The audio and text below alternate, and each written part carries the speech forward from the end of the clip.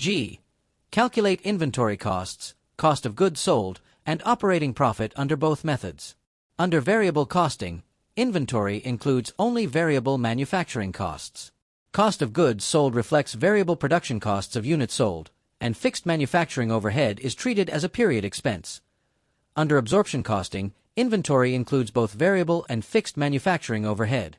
Cost of goods sold includes allocated fixed overhead for units sold, affecting reported gross margin. Operating profit differences arise from inventory changes. When production exceeds sales, absorption costing defers some fixed overhead in inventory, increasing income. When sales exceed production, previously deferred overhead reduces income. H. Understand how costing methods affect inventory, COGS, and operating income. Inventory valuation differs significantly between methods. Absorption costing results in higher inventory values when fixed manufacturing overhead is capitalized. Variable costing reports lower inventory since fixed overhead is expensed immediately. Cost of goods sold fluctuates based on production volume. Under absorption costing, fixed overhead per unit changes with production levels, affecting COGS and profitability. Operating income is influenced by production levels. Absorption costing income rises with increased inventory buildup, even without increased sales, whereas variable costing income aligns more closely with sales performance. 1. Prepare summary income statements using both methods. Variable costing income statements emphasize contribution margin. Sales revenue minus variable costs equals contribution margin, from which fixed costs are deducted to determine operating income. This format aids managerial decision-making. Absorption costing income statements emphasize gross margin. Sales minus cost of goods sold equals gross profit, followed by operating expenses to determine operating income. Comparative analysis clarifies differences. Preparing both formats highlights the impact of inventory changes on profitability and reinforces understanding of internal versus external reporting objectives. J. Determine the appropriate use of joint product and by-product costing. Joint product costing applies when multiple products are produced simultaneously from a common process.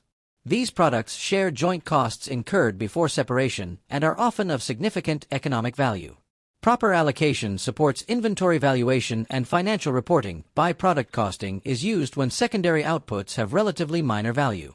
Byproducts may be recognized as other income or credited against joint production costs, depending on materiality and company policy. Appropriate use depends on reporting objectives and materiality. Joint cost allocation is necessary for external reporting and inventory valuation, but it should not distort decision-making regarding pricing or further processing decisions. K. Understand split-off point and separable costs. The split-off point is the stage in production where joint products become separately identifiable. Before this point, all production costs are joint costs and cannot be directly traced to individual products. Separable costs are incurred after the split-off point. These costs relate specifically to further processing, packaging, or marketing of individual products and are directly traceable. Decision-making relevance differs between cost types. Joint costs are sunk with respect to further processing decisions, while separable costs are relevant for evaluating whether additional processing increases overall profitability. L. Allocate joint and by-product costs using various methods and evaluate benefits and limitations. Physical measure method allocates joint costs based on measurable output such as weight or volume. It is simple and objective but ignores economic value differences among products. Sales value at split-off allocates costs based on relative market values at separation. It reflects revenue-generating potential but depends on reliable market prices. Net realizable value, NRV, and constant gross margin methods incorporate profitability considerations. NRV adjusts for separable costs, while constant gross margin ensures uniform profitability percentages. However, both methods may introduce estimation complexity and reduce transparency.